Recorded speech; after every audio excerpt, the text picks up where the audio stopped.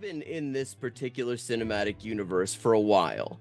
And Sadly. so I'm kind of curious, how do you think this works? Why do you think that you have this situation where the leadership are seem to be much more concerned with getting Democrats elected no matter what they actually do than they seem to be with actually making sure that politicians do the right thing for the community that the shingle that they've hung out says they represent? What do you think? How do you think that's working? So, well, I don't think it's working at all, which I think is I pretty mean, clear. like, how But do you? I mean, like, by yeah, what yeah. So I, mechanism? Yes, true. so I, I kind of have this in kind of three discrete-ish buckets, right? Okay. The first bucket is the funding bucket.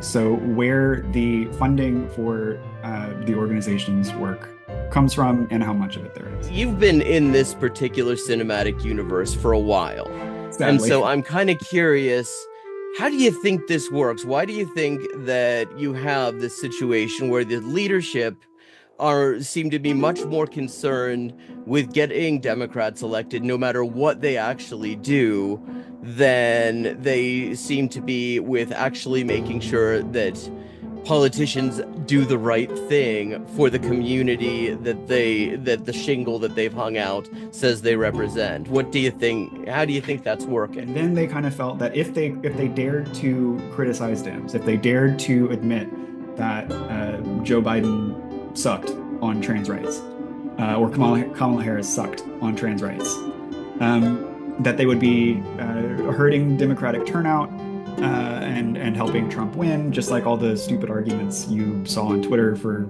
a year. I mean, See, like to she's me, I kind of saw where everything was going during the victory speech because there was this audible hesitation when he was talking about, he was listing various sort of categories, and then there was this audible hesitation before he said, and transgender. Like, pause for emphasis, more like pause for, am I really going to do this?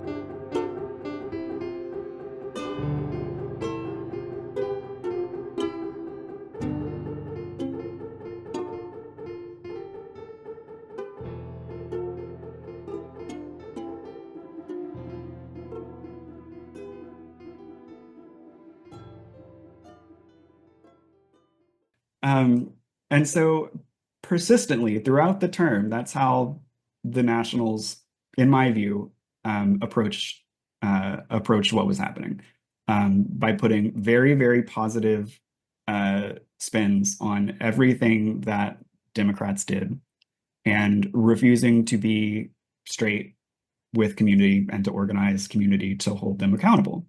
Yeah. Now, I'm not a corporate lobbyist, right? If I were a corporate lobbyist, I could just give somebody a whole bunch of money and take them out for a steak dinner to get them to vote how I want, right? Yeah. But I don't, I'm a community lobbyist for our For a issues. community that is So I famously don't, sharing the same $500 over yeah, PayPal for the past like 20 years. right. And so we start the administration, we play softball with them. So for the first year or two, even I am on board with the idea of not criticizing them, of giving them room to maneuver because they'd made these promises and we didn't initially have a reason to think they were going to fuck us over. And so I call that playing softball as a lobbyist. Yeah. Um, but then all these signals are coming out that they're dumping us, that they're not going to do what we need, that they're backing off from us in response to fascist pressure. Yeah. Um, and so when I'm using a lobbying tactic and it's not working for my community, for what I need, I change lobbying tactics. Yeah. Uh, and so I change, if I'm playing softball and it doesn't work, I'm going to play hardball. And the only hardball you have as a community advocate is community This sucks organizing and community actually. pressure. Yeah, right. Is to call out bad anti-trans policy, to mobilize, to educate and mobilize your community to demand better, to hold people accountable, especially if they are, like the Democrats were, still presenting themselves as being, pro LGBTQ, pro trans. We're showing up at Pride Month. Kamala's going to Stonewall, Yeah. all this stuff. And because that's not, if you're not doing anything actually for our people, you should not be able to market yourself that way and get like the stamp of approval from our works. And So you so, changed tactics, and how much support did you have on that? well, so I actually I couldn't change tactics, right? So I was not I was not allowed to be in those meetings already, because of my politics. Like I'd been disallowed from going to the White House. Um, it, but they just persisted. So they refused. And I'm not the only one. I'm not the only trans staffer, in the national movement who was recognizing what was going on, pushing for us to do more for a community, to not just like let this happen. Uh, but I pushed the hardest because I feel like, whoever's signing my paychecks, I work for the trans community. And I'm gonna I'm gonna be vocal for what the community needs and come what may, right? And so uh as generally my bosses were less and less receptive to me complaining, I decided to ramp up just kind of like the stridency with which I was objecting until they would either have to do what we needed or fire me, and they fired me. But I'm it sounds like sour grapes. She got pushed out because she's an asshole or whatever. Of course, she's gonna whatever. But what I found is that most of the non-director, like non-leadership, trans-identified staff at the orgs, like again, aren't idiots. Like they can see bad policy is bad. They can see the difference between like what internal discussions are like and then what the comms that the orgs put out Yeah, are you're like. not in that job for because you don't know how to read Yeah, fine print. exactly. Yeah. And so generally, there's a just like the growing disconnect between like the Democratic Party elite and their actual voting base, which we saw hugely this election. The I think there's politics a of joy oh yeah, in I think this year of all years. there's a divergence between the leadership of the movement orgs and the staff at the movement orgs who feel a sense of obligation and duty to community. Um, And and this is where I what I really wanted to get into too. Because okay, I'm going to just bring a term on here that some people in the US you don't hear this term very often. I'm used to hearing it in Latin America. There's a lot of discussion. It's all over the place, like in South Africa as well. But you have this concept of capture, mhm, where you have institutions or sometimes entire governments that have, in some way or another, fallen completely under the influence of some actor or actors. And although their, official mission statement stays the same, they are just doing bespoke policy or, acting on behalf of, those actors. Like a famous case of this, gonna try to keep this short, but then the discussion in Latin America, for example, revolves around this company called Odebrecht. This is a Brazilian civil engineering company, specialized in huge infrastructure projects, and they had basically captured the Brazilian civil service and the Brazilian governments and the Peruvian governments and civil service, and to some extent Angola. They tried to get into the US, but other people had beat them to that. So it didn't really work out for them.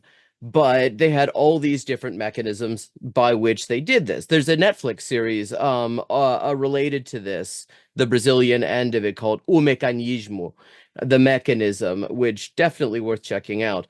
But they had various ways that they would do this, and I want to talk about mechanisms. So I'm gonna just talk a little bit about their mechanisms in this particular case, which was, for one thing, they would like manage to arrange all of their like plans, all their schedules around election cycles. So Mhm. work would start during an election year, so politicians that were working for them could claim credit for all the jobs people were getting. They would be completed in an election year, so those same politicians could claim credit for this great new infrastructure thing, which might be completely useless, that's been completed. And so there was that aspect. But then there was also what was called o Departamento de Operações Estruturadas, translates as the Department of Structured Transactions. And with such an anodyne name, you know it's above board. Mhm. I mean, and this here we go again into things that are complicated because they're bad. Because what the Department of Structured Transactions was doing was the other end of the influence spectrum, where their whole job was to just buy people off. Mhm. From the president on down, heads of the civil service, planning, heads of planning, trade union leaders, anyone who might get in the way of it, anyone whose support was needed to make a thing happen, community leaders as well, they would buy them off. And this department was tasked with making sure it would look legit to a superficial audit of the books. Mhm. And the whole thing went on for literal years, across governments.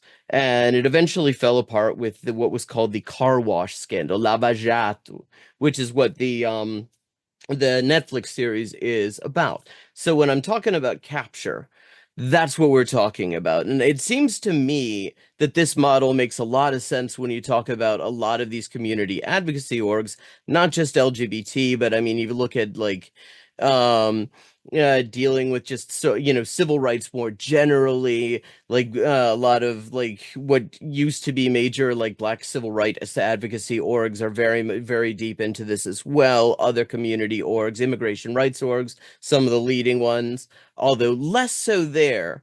They seem to be mostly being often just kind of starved for attention at this point. Like all the stuff that, they would be quoted all over the place during the Trump administration when they were complaining about shit Mhm. that's still going on, and now nobody wants to talk to them. So I want to just, you've been in this particular cinematic universe for a while. And Sadly. so I'm kind of curious, how do you think this works? Why do you think that you have this situation where the leadership seem to be much more concerned with getting Democrats elected, no matter what they actually do, than they seem to be with actually making sure that politicians do the right thing for the community that the shingle that they've hung out says they represent? What do you think? How do you think that's working?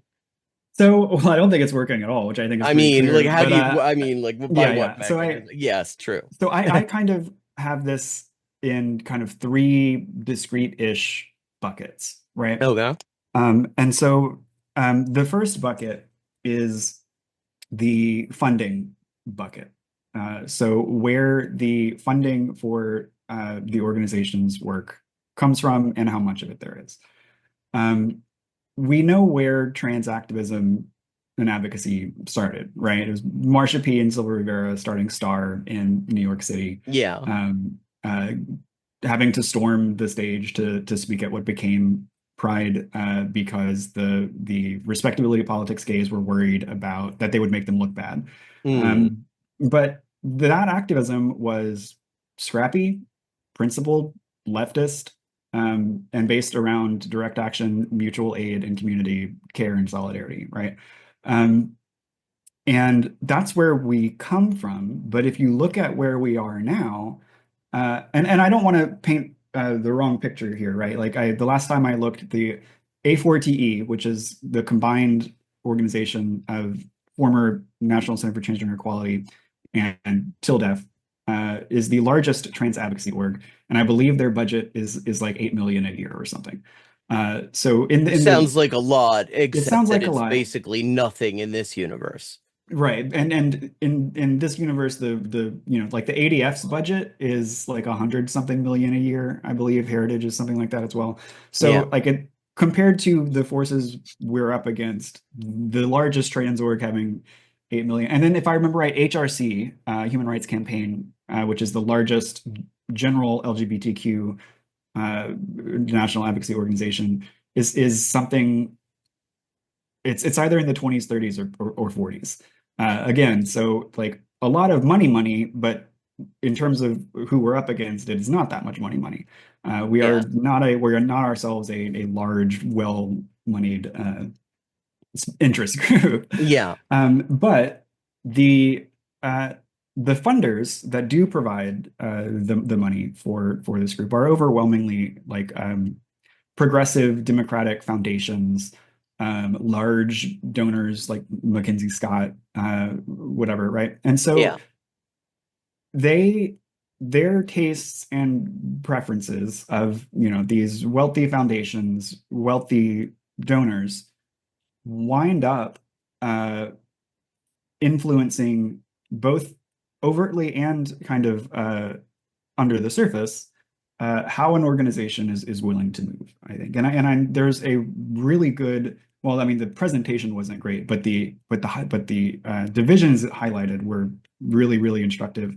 Look into this. Vox put out a month or two ago in specifically the abortion fund movement, the repro space, Yeah. where the diversion from the funding for and needs and priorities and goals of the people on the ground doing actual abortion funding and service provision diverge wildly from the campaign-oriented like ballot initiatives and policy side national level interests. And I wish I could remember who wrote it. I would have tossed a link in here. Maybe I can find that later. But it's We'll find uh, it later and we'll pop that in the description too. mhm. Yeah, So that does sound interesting. I don't think I saw that, but it's and definitely sounds then like worth reading. and so while that is going on, simultaneously, uh, also in the repro space, I'm just using it because where the trans space is moving is into where the repro space has been for a long time, right? Yeah. Like we're going to need a lot more focus on and expertise in like practical support and mutual aid than the movement has developed over the last 2 decades or And so. things like clinic defense, which I mean, really were sort of invented back when the abortion rights movement was not also completely co-opted. Yeah, I got fired the day after I got back from Lavender Law presenting with Planned Parenthood on how the anti-abortion and anti-trans policy has like converged, and now they are like innovating and leapfrogging, kind of like in sync with each other. Yeah. Um, and so Which there's is this interesting because it's like the evil mirror universe version of intersectionality. Like a lot of people have been pointing out for a long time that actually when you come down to the struggle for trans rights and the struggle for reproductive rights, it's the same struggle. It's all about bodily autonomy and mhm, who gets to decide whether you have any. And it's just sort of an interesting confirmation that, you have these reactionaries saying, yeah, actually, it is the same thing. We're going to fuck them over at the same time using the same arguments. yeah. And so there's this simultaneously, and I think this is also very clear. There is this restraint imposed by funding around speaking out against the genocide in Palestine, which is why you haven't seen any of these national queer organizations, except for possibly TLC. Somebody told me TLC had been doing okay. I hadn't seen it if they had. Good on them if so. Yeah. But I the don't majority remember of these seeing national anything, but I don't organizations follow haven't them put too out closely. shit, despite their staff, that I know and talk to being overwhelmingly against the genocide. I mean, it was reported recently that ACLU Nationals staff had petitioned the board to take a stance against the genocide in Palestine. Had gotten and ACLU National is in the process of unionizing, right? Like they didn't have their contract finalized at the time that they were doing this work either, and so like they're all very vulnerable, Yeah. and doing this stuff. And I think they'd gotten something like a third of all national staff to sign this letter demanding that the organization, divest and stand against the genocide. The board considered it and voted it down like 50 to 1 or something like that, if I remember right. Jesus. So like I'm not the shocked, this but that's still wow. but like, staff are overwhelmingly where they need to be, and are being stymied kind of like across the movement space, whether it is repro, abortion, ACLU has a whole lot of buckets, and the trans space. So I think and so it's not always just like, funders saying don't say anything about Palestine because we're pro-Israel or whatever. It is the perception of, like, divisiveness, or the perception of wanting to have it both. You Yeah. don't want it. Yeah, exactly. You know how it works, right? So like, there's all Yeah, these I overt mean, ways that these things there's exert the forces, as and in as they say in It's Always Sunny in Philadelphia, there's the implication that comes with funding, right. because you don't need to say we do expect you not to piss us off in any other particular way, because funding implies the withdrawal of funding.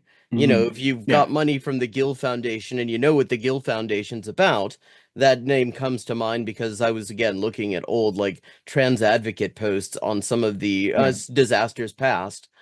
I used to have weekly Um, meetings with the Gill Foundation when I worked at Equality Federation. I remember something Um, to do with Pennsylvania there. I mean, you don't even have to say it because you just know you're going to have to reapply for this stuff next year, and maybe they decide that somebody else should get it. yeah, and so there's this, just like, due to the funding, as you grow and have and take on more staff, you have to you have to uh, be able to maintain that. And so there's this, like, moderating or like overwhelming pressure towards the center just from that respect.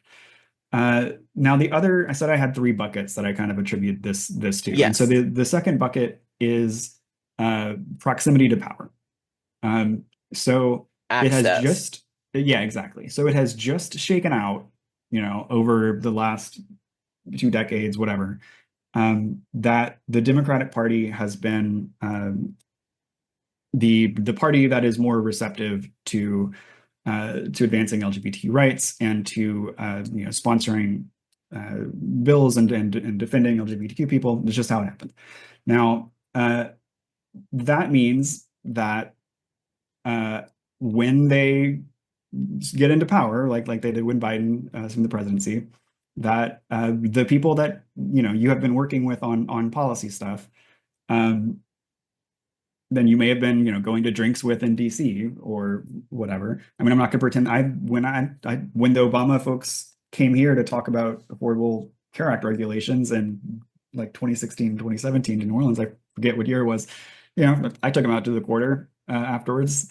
Um, but these relationships are beneficial in a lot of ways, right? Because as a lobbyist, I cultivate relationships with electeds or administration officials in various states or whatever to try to push Yeah, policy agendas forward. Um, but that also means in a lot of cases that if you are not guided by sole like loyalty to community and like certain kinds of values that drive your work, you can be more easily swayed by arguments from people in power who are not themselves trans, or yeah, who don't have as like their primary guiding force the good of trans people, um, trying to persuade you, hold off a little bit, we'll get there later. Or, okay, I don't think I could pass that, so what if we cut it down and maybe put these loopholes in it and put these exceptions in it? How about, and it's very easy to get kind of bamboozled, and I'm using yeah, that term on purpose, um, into the trappings of power. I use kind of as a shorthand for this. Everybody's following and seeking White House Pride invites, right? Like, yeah, you wouldn't catch me dead at a White House Pride event while they're doing genocide. yeah, Like, what yeah.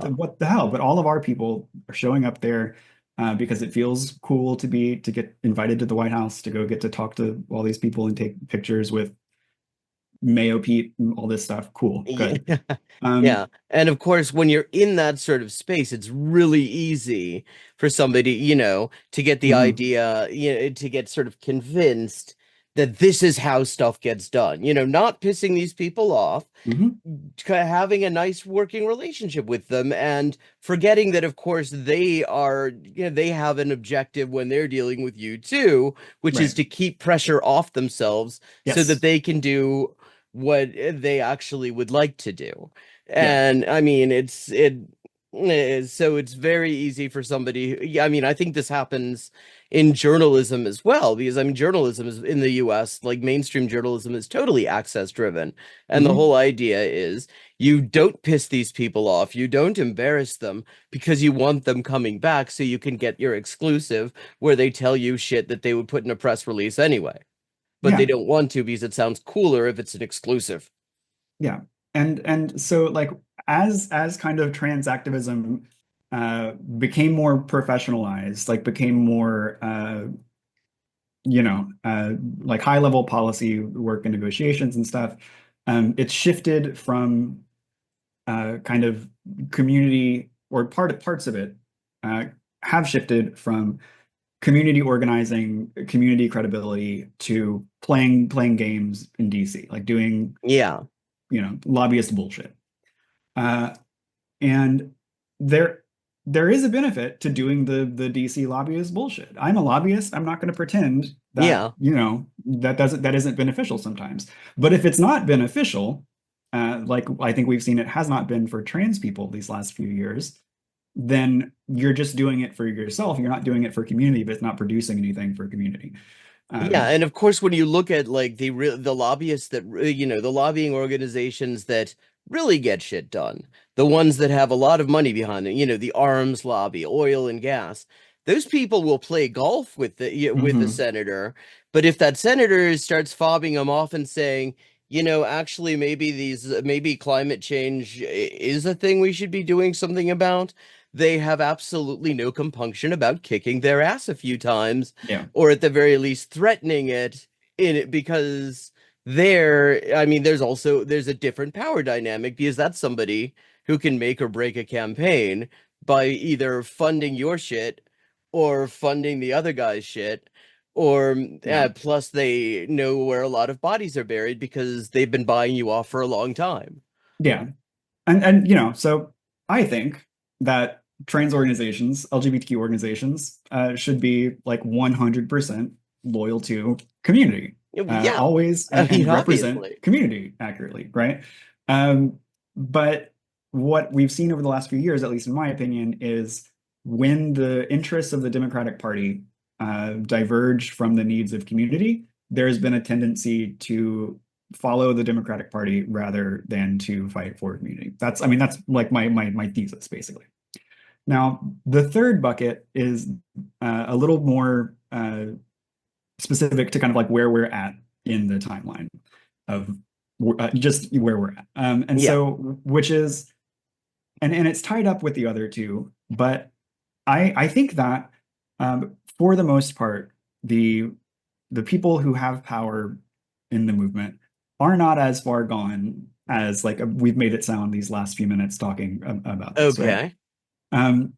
But I think that they have uh, and, and played their own role in this, bought into this vastly miscalculated orange man bad thesis, right? Yeah, So one of the dynamics that I believe happened is they played softball with this administration for too long, let them get away with not doing good trans policy, with actually yeah, doing, in some cases, actively bad trans policy, like the Title IX draft, like some of the stuff in 1557, or like the healthcare non-discrimination rule. yeah, Um, and but feel felt trapped by the prospect of Trump, by what they consider to be the unique threat of Trump, rather than seeing kind of the current moment as uh,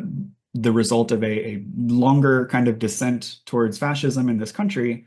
yeah. They perceive Trump himself and not kind of the backing behind him, where the larger movement is at, as the threat. And so they were at that point they were all in. right? Because Right.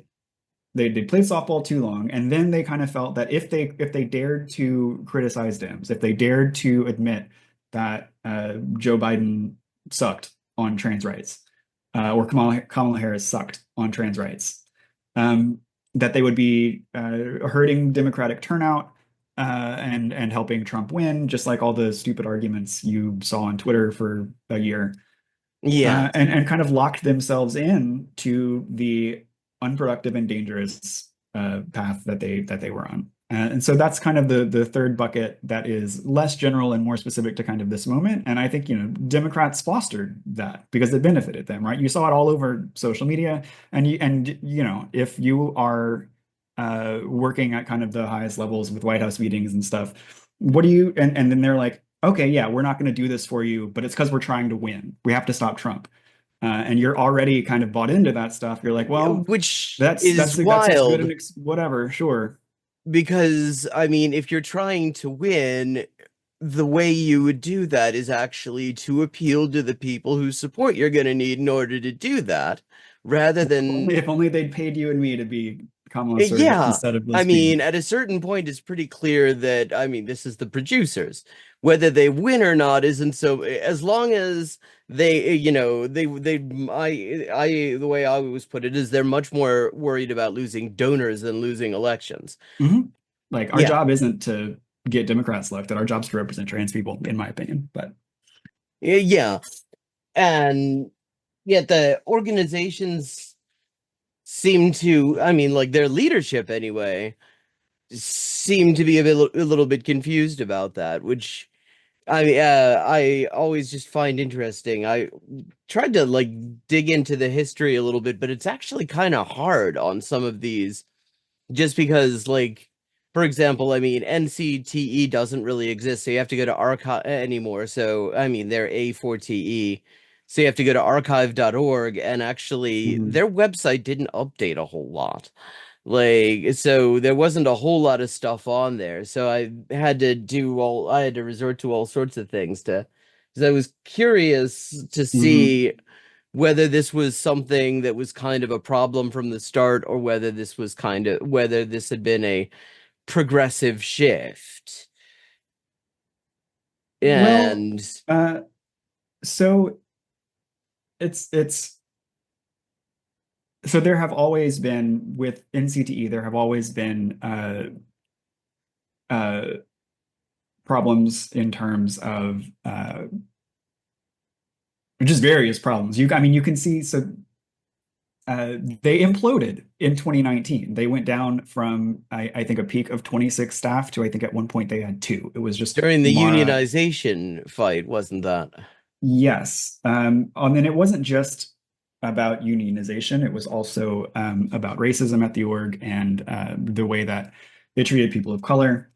Um, and those criticisms around race go back a really long time. Monica Roberts, who used to be a trans activist and blogger who ran Transgriet, Yes, I had remember her had blog. had been talking about those issues with NCTE for a while. And so the org, it imploded in 2019. That was the best pipeline we had for uh, developing trans advocates in history, and it explained, it Yeah. went down to nothing. Yeah, they Um, laid a huge, well, I mean, they didn't have a huge number of staff to begin with, but percentage wise, they laid off a ton of people. right, and so they were heading into that NCTE was the organization that had handled most of the trans policy engagement with the Obama administration.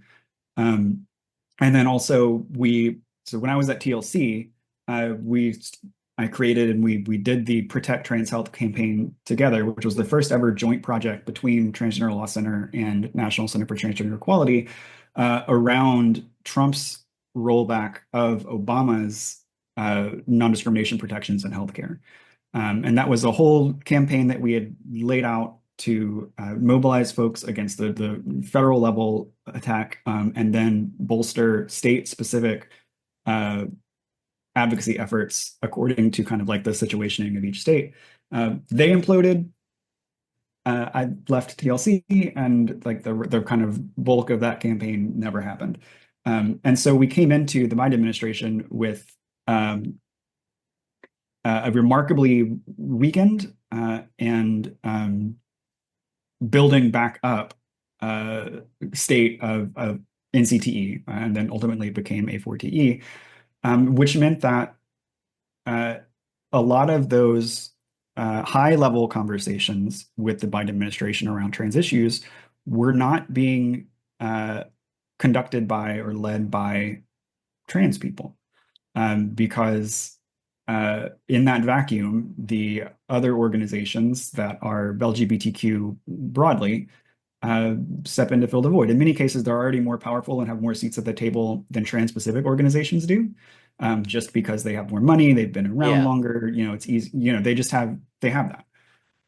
Like And many The Hillary Rules campaign. I mean, Human Rights Campaign, for and example. many of those organizations do have like really fantastic trans staff, um, but Which is a they relatively new thing. I remember that was a whole thing around ENDA that some of them would like refuse to hire a trans person, especially a trans woman, in any policy capacity at that time. Yeah. And but there so that NCTE, which for all its faults was kind of the was able to have trans voices in the room around kind of those Obama era policy conversations, just wasn't able to do that this time around. Um, and so I think, and again, this is my perception because Yeah. I was mainly supporting state level policy at this point. I got to do the analysis and tell people what it meant at the federal Yeah. level, but I was not. Uh, it was very, very specifically not my place. I was told repeatedly at my last national level job. But so in that vacuum, there was not the trans representation that I think should have been there. And then the old guard kind of, I say old guard, they're not all old or Yeah, what. I none mean, of this is I should say kind of particularly old. the more centrist and less radical Mm. kind of folks who have longer uh, stays in the movement just because they tend to be older and cisser and more centrist. We're able People who don't scare off the foundations. Yeah, exactly. Right. Like with the trans policy pipeline blown up, like those are the kinds of voices who were able to do more of that kind of lifting, which I think also kind of set us back a little bit.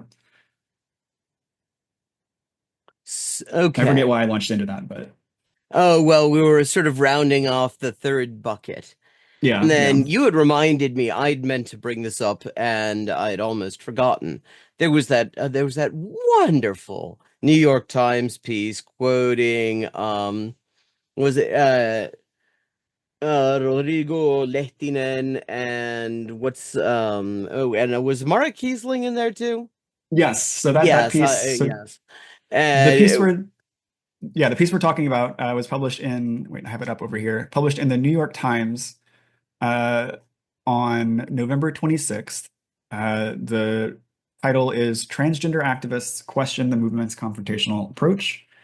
There are three trans people uh, interviewed in the article. It is Rigo, who's the current head of A4TE, Mara, who founded and led NCTE until Rigo took over, and then the third trans person quoted is Jillian, who does comms for ACLU and is a friend of mine.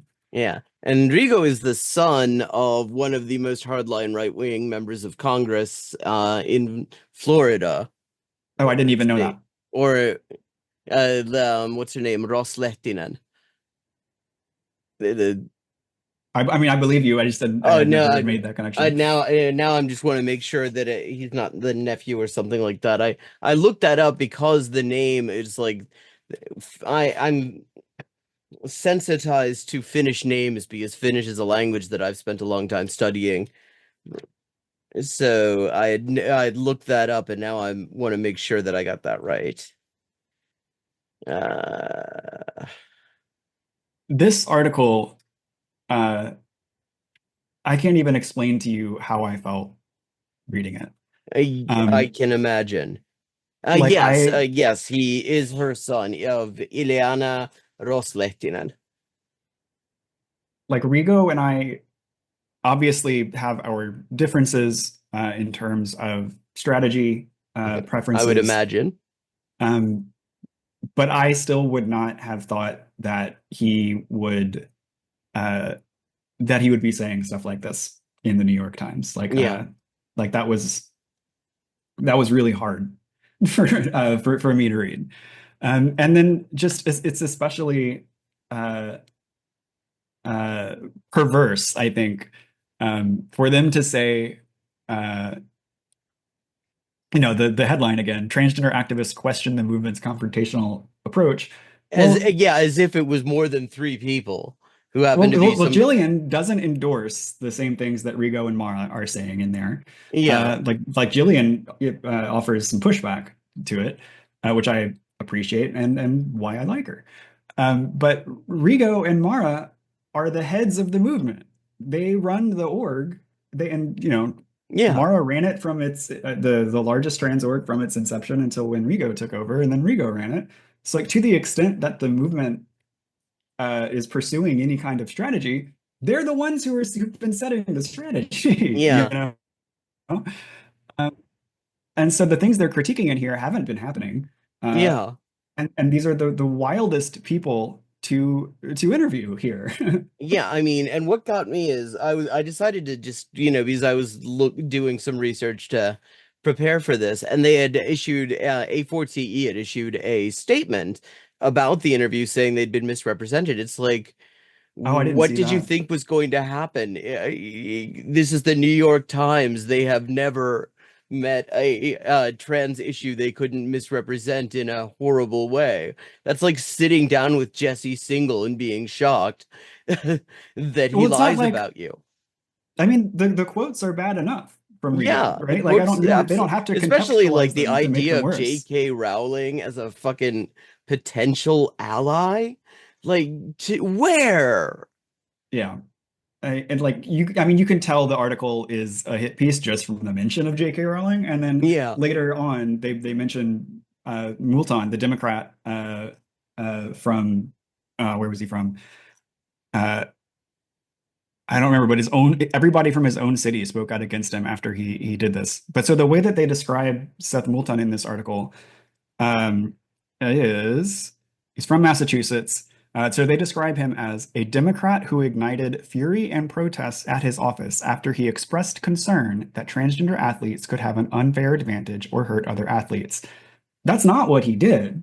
He got on Twitter And two even if days he after the had, that would still election. be bullshit. Right. He got on Twitter 2 days after the election and said, I don't want men trampling over my daughters on the sports field. Like that is not Yeah. expressing That's concern that transgender athletes could have an unfair advantage. That's just like hate mongering bullshit. yeah, exactly. I mean, and that wasn't the only time. I mean, you had like Sherrod Brown here in Ohio, whose response to all of this like fear mongering around trans people in sports, especially trans girls and women in sports, of course, was to say, well, that's already banned. It's like, wow, wow, my hero, fucking White Knight right there. Get that guy over to Excalibur. He's gonna get that shit out of the stone Yeah. immediately. I mean, and it's like, yeah, where was this confrontational approach? And plus, I mean, the thing about sports, last time I checked, is there people do kind of keep score in sports. So Right. I mean, if there's any place where it would be really easy to work out objectively whether there's some sort of like disproportional advantage happening, it would be something where every single thing has got a statistic attached to it. Yeah. Yeah. If there's ever, it's a good thing that we never win. Yeah, Like yeah. I overwhelmingly, mean, if you ever have a and that's trans the woman in thing that sports sucks who's about just the whole like way the discourse dominating. is. Be Oh, because it's like the defense has often been, yeah, but there's shit at sports. And it's like, but what if maybe it would be okay if trans women were also good at sports? Maybe being good at things is also okay. yeah. And I mean, it's like that should also, I mean, and to some extent I've seen it also should like make cis women extremely uncomfortable because it's like your entire legitimacy is in this space is based on the idea that you're not any good at it. And that's not great. No.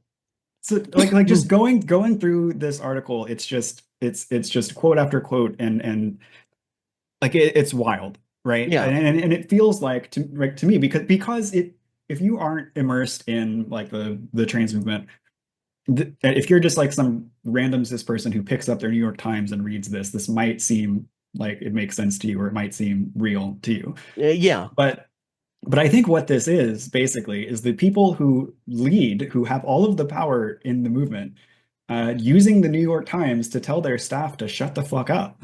Like I think that's what's happening. Yeah, that is Um, what it feels like. And I mean, they had to know, like, because anyone who pays attention to like the way the New York Times covers this stuff would right. have to know that it was going to be spun in a way that hurts trans people. Yeah. Like, because that's just how they do it, no matter what the story is. And so like when they say uh attempts to police language, such as excising the words male and female from discussions on pregnancy and abortion. Who's doing that? Nobody's Yeah, doing that. Your organizations aren't doing that. Nobody like with any power in the movement yeah. is doing Anyone that. who actually follows this knows this isn't happening, but it's like Yeah. said so matter of factly that somebody who is not following this at all could think, "Oh wow, that's bad. I can't believe that's happening." And then a few paragraphs down, some LGBTQ activists have put pressure on liberal candidates for office to take positions that align with theirs, which can backfire. Wow, Uh, that's like that's so Republicans weird. They're pummeled. like sure, so they want candidates to take positions that align with theirs. Nobody Right? does that. Who ever heard of like trying to contact candidates and Right? put pressure to make to have them adopt positions? So and specifically they cite, obviously the video that Trump used in the anti-trans ads, of Harris committing to ensure that incarcerated trans people and in immigration detention had access to trans healthcare, which is, just basic Eighth Amendment shit, not only just Yes, and basic in fact, like she trans shit. lost in court trying to avoid doing that in California. Yeah, She yeah. personally went to I court to worked make at to stop TLC in the that. aftermath of that case. Now, so, but do you, but one of the people they're interviewing saying not to do that is Mara Kiesling, who they played on video in those ads talking to Harris and celebrating, her at that time boilerplate pro-trans position. Yeah, So when they say some LGBTQ activists have put pressure on liberal candidates, it's like, A, that was like a survey that the ACLU sends out to all candidates. yeah. Uh, and it is the activist's job to do that. Yeah, and And plus y'all that were is the just ones doing literally that. the current state of the law.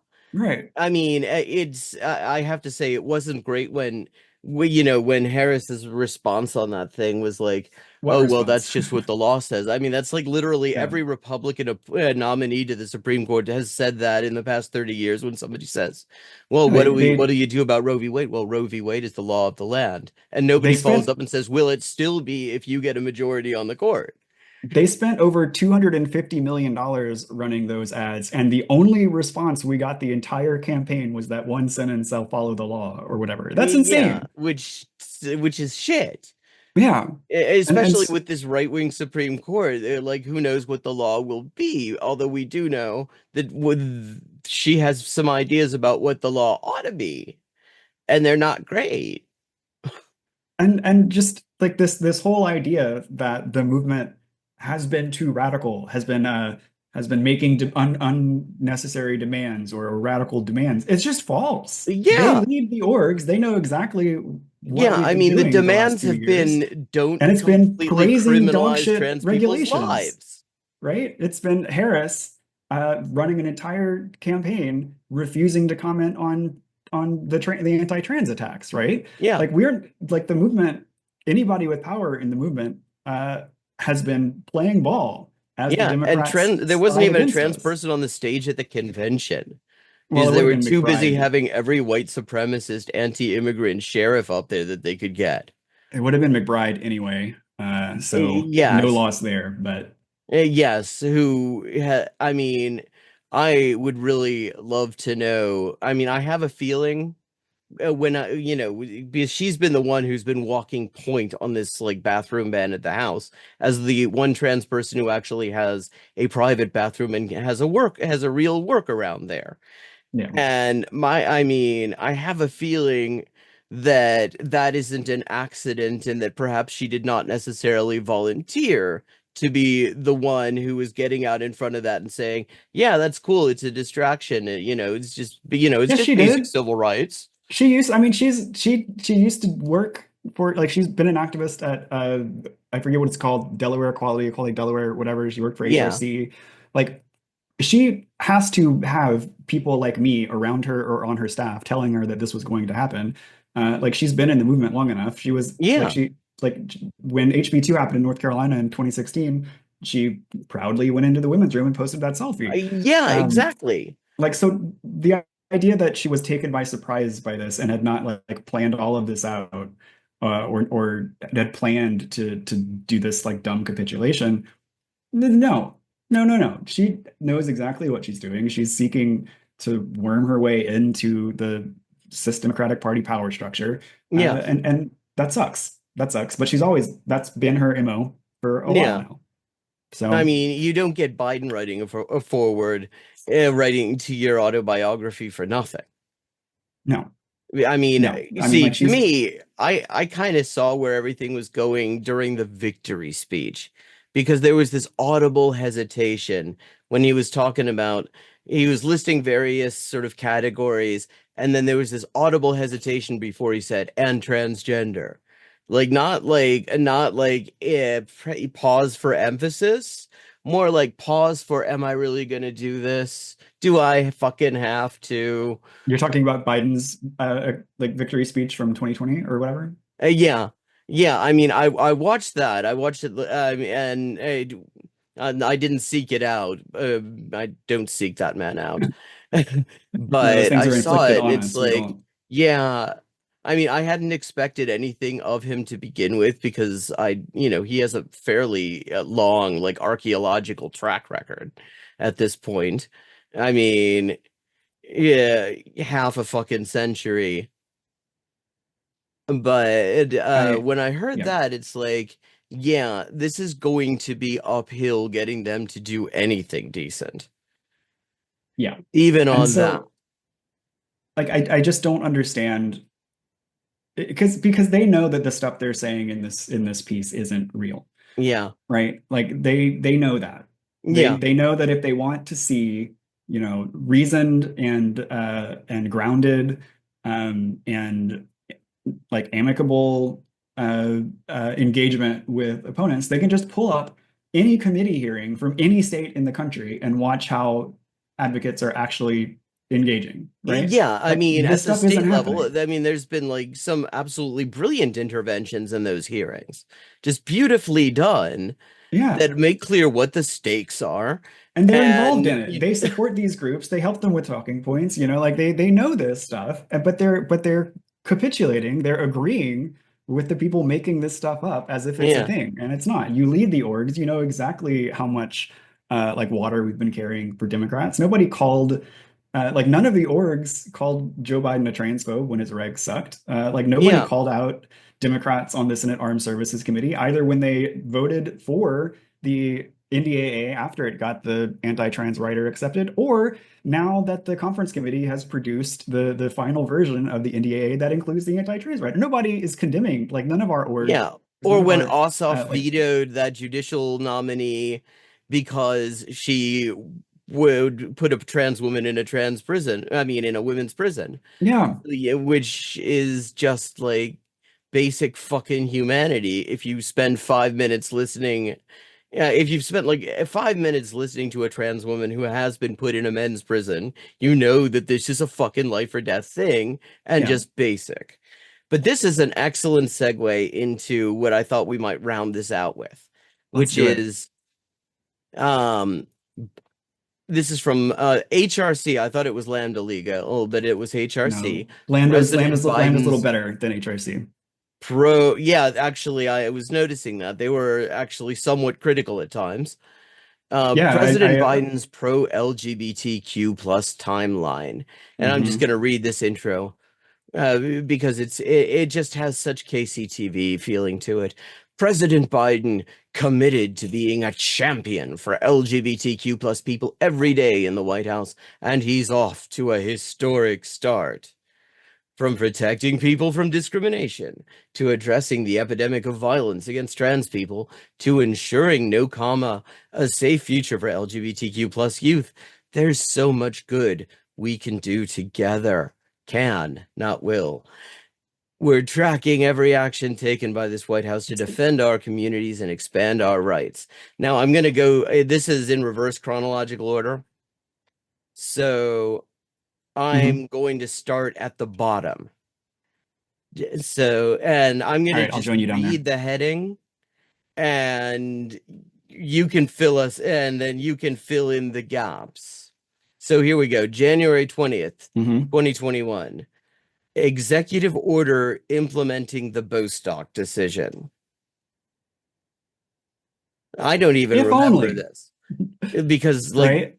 okay, but you go ahead. Because the way you actually implement that is you go around agency to agency, you update their regulations, you update their non-regulatory policies, you update their even down to your employee training and staff handbook, right? To Yeah. embed these principles as deeply as you can, as soon as you can. And they didn't do that, which you can tell because they ultimately barely issued any regulations. The ones they did mostly sucked shit, and were in many cases actively worse than issuing no regulations at all. Yeah, So, also the idea that you have to that the president has to implement a Supreme Court decision. I mean, that's not a thing. The Supreme Court says this is what that language means. That's what that language automatically is going to have to mean for any decision maker who's applying it. I mean, so implementing, I mean, yeah, like, I mean it does matter. Like you do have to do those things policy wise. yeah, But I understand what you're saying. yeah. Okay, so okay, we're still on January 20th. Equity orders, this 2021. Equity orders on racial equity and support for underserved communities. Yeah, I don't remember what that did, if it did Um, anything. I don't, Annoyingly, I mean, these I don't, executive the reason I orders. don't remember it is probably because it didn't do anything. Yeah, I mean, and I was just looking because okay, it involved the creation of an interagency working group on equitable data. Oh, I think I actually remember. I know Oh, something is this, about this specifically because I was looking on stream at Weedlord, who was getting outraged about this, like last week at some point, because holy shit, they've got DEI in there, yeah. and some shit like that. But yeah, I mean, and no, like the executive orders have numbers. You can look them up by their numbers. Yeah. Why the fuck are they? If the why can't they just put the number of the exec? I'm I'm convinced that a significant problem in our political discourse is that nobody actually reads the policy language. So, like, Yeah, nobody actually reads the executive orders, nobody actually reads the regs, yeah. except for weirdos like me. But if you Yeah, did, you'd exactly. be able to, like, instead of basing your everything on the press releases that these self-interested politicians have to put out, we would be a lot better off. And let me Like, I just got, say, I think partially people feel like they wouldn't be able to comprehend the language because there's this mystique around legal language. Mhm. It's not actually as hard as it sounds. You have to get used to certain conventions, but for the most part, I mean, especially and now these days, like law schools actually do kind of require people to learn how to write understandably. I mean, not necessarily something that Oh that yeah, course is in there anyway. And we so you do. do get some reasonably well written stuff. So I have a whole don't be training afraid to read the on stuff. I have a whole training on how to do policy work, how to draft and pass legislation. And Yeah. people go through it and they're like, wait, that's all? That's all? It's not, you don't need to be an attorney? What do you, wait, I can just do Yeah. these things? It's like, yeah, you can just Yeah. do I these things. mean, there's so much mystification around the language, but it's really not that bad. Okay, Yeah. so here we go. Now we're on January 21st. So 24 hours later. Trump ban on diversity training revoked. Okay, cool. They revoked a Trump thing. That's what you're Okay. supposed to do. Fine, good. Who cares? Yeah, I mean, well, I mean, diversity training ended racism in the 90s. You remember Naturally. that, right? I mean, Yeah. the diversity training was the only thing that stopped that. That's why everything's so great right now. Oh God, they're really reaching this next one. Oh, okay. Oh, you haven't seen Reaching yet. Yeah, okay, 48 hours into the administration, First Lady Dr. Jill Biden visits Whitman Walker Health. Wow. Groundbreaking. This Really. reminds me of if you read the North Korean press, if you go to Rodong Shinmun, which is like their main newspaper, which has an English service, not very well translated, but It it's sounds there. like what was They the have a section. Shinbun is Japanese for newspaper. It Yes, sounds they very both similar. come from, they're both Chinese loan words.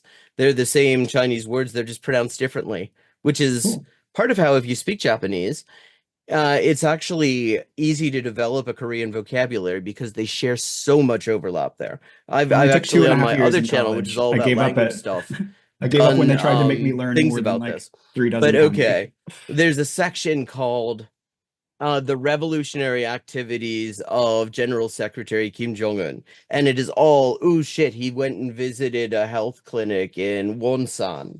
Oh, he did on-site guidance at a collective farm in Sadiwon. And it's just, oh, he visited things. Let's see, how much Mhm. time is left on the I thing expect here? there will be a lot more of that in here. Yes. I mean, Oh, I this can is just not, do a speed round. you haven't seen Reaching yet. Okay. So she visited a health clinic. That doesn't What's help me. next?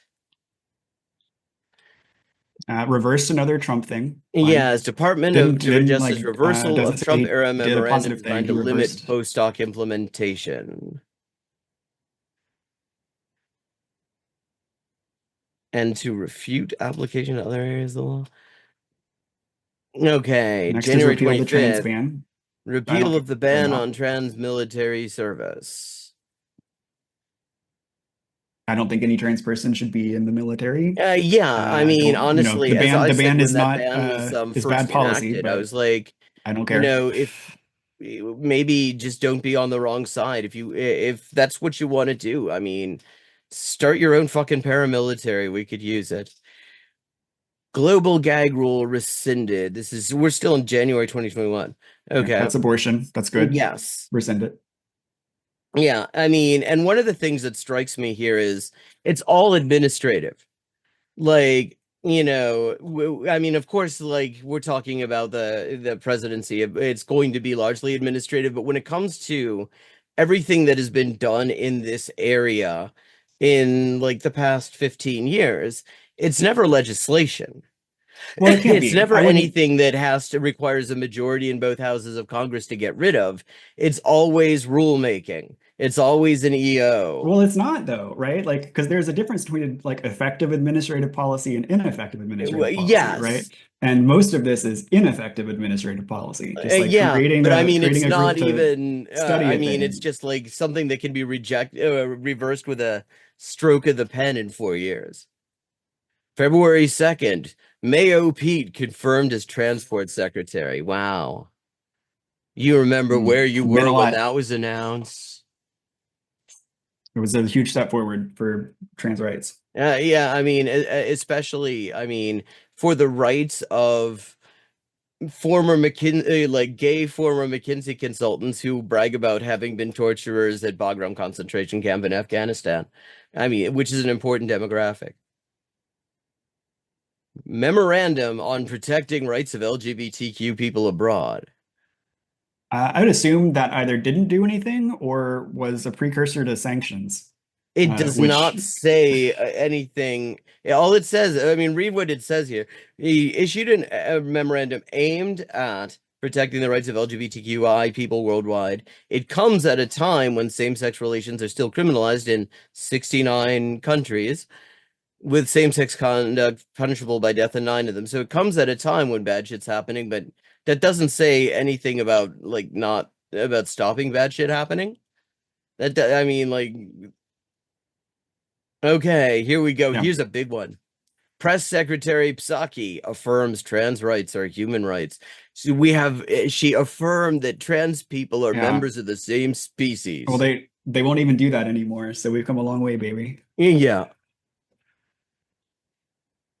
Biden-Harris post administration postpones discriminatory Trump era HHS rule change. You postponed Again, something, basic shit you Chad. do when you come in. Yeah. You undo the bad things that the other guy did. Yeah. Fair Housing Act enforced to protect LGBTQ people. Actually, I Right? mean, So that is an announcement. That yeah, does not they mention announced that regulatory they would. It's not quite the same thing as actually doing it. They announced a thing. President Biden encourages passage of the Equality Act. cool. Didn't pass. So Yeah, next. and it didn't pass because Democrats actually, I mean, yeah, Republicans were also against it, but they were like their own people actually were opposing that. I could do a whole like rant just about movement drama around the Equality Act. Oh, I would actually, I think I should have you back just to do that because that would be good. Department of Veterans Affairs expands support for trans veterans. Okay, yeah. So they lied. Like this is one of the promises they made. Yeah. They spent their entire administration fighting trans veterans in court to continue not covering surgery for trans vets. Like Wow, as that you is a can true find, LGBTQ victory. I'm so yeah, glad that. you can find reporting on the latest court developments as recently as like a few months ago. Yeah, I They've been, remember seeing some of that stuff getting shared around. yeah, but March this is 8th, a one of the 2021. Executive orders on gender equality and Title IX. yeah, that didn't actually do anything. Consumer Financial Protection Bureau enforces Equal Credit Opportunity Act. Isn't that their job? Yeah, I mean, cool. But isn't that one of the statutes they're supposed to be enforcing? we said released interpretive rule, so that could be a Yeah, regulation. released Good. an Yeah, interpretive rule. you're supposed to do that. Okay, yeah. Dr. Rachel Levine confirmed as Assistant Secretary for Health at the Department of Health and Human Services. And then she And presided that over turned out great, DHHS that didn't did it? absolutely nothing. Yeah. Well, I mean, there was something. It was a bad something around like youth care for trans people, like healthcare for trans Mm. youth a few months ago. Okay, we have to once again reboot because I got 3 minutes. This has been long. Okay. There's been a lot of good stuff. So we're gonna Yeah, end and sorry, we're I gonna kind of go restart. off. All right. And 4.